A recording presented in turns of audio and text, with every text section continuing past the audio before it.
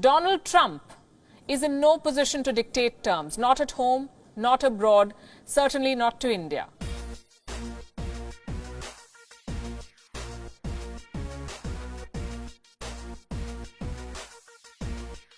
Hydroxychloroquine.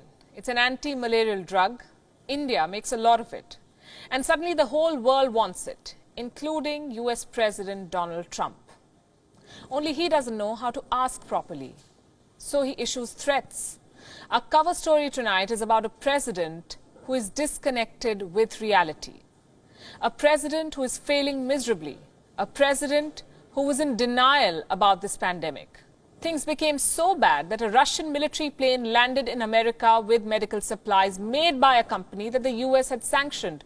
Donald Trump is in no position to dictate terms, not at home, not abroad, certainly not to India.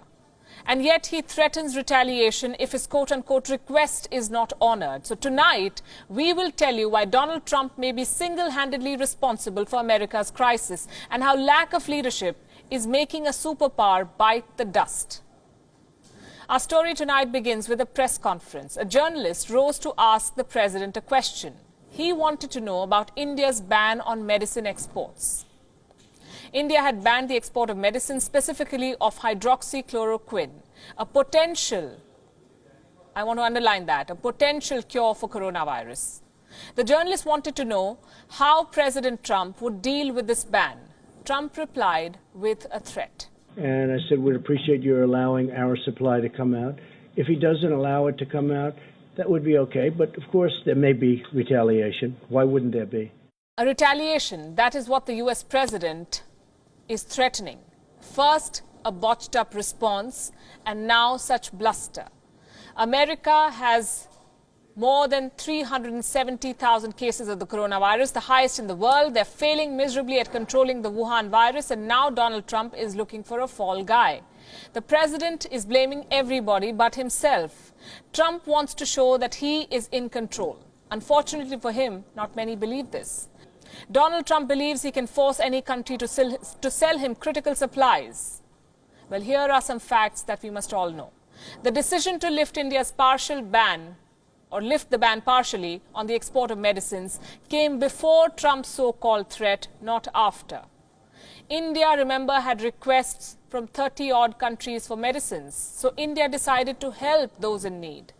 That's what any mature country would do. Let me repeat, India's decision came before the president hinted at retaliation, not after. So we should dismiss Trump's comments as his trademark grandstanding. India has decided that neighborhood comes first. It will give medicines to countries that need it most. As for this medicine, hydroxychloroquine, here's the thing. Trump is betting big on it. It is being called the miracle drug, but it is not a proven cure. Scientists will not vouch for it. There is no proven cure for the Wuhan coronavirus. It's all trial and error right now. Hydroxychloroquine has been given to some patients around the world. They've shown positive signs, but doctors are not widely prescribing it because the evidence is limited. Trump's own advisor on this, America's top doctor and researcher on infectious diseases, Anthony Fauci, has called the evidence, quote-unquote, anecdotal. But the president will have none of it. He wants to be seen as finally doing something. So he's buying 100,000 body bags, and he's insisting on a medicine that may or may not work. And this alone should explain why America is in such a mess.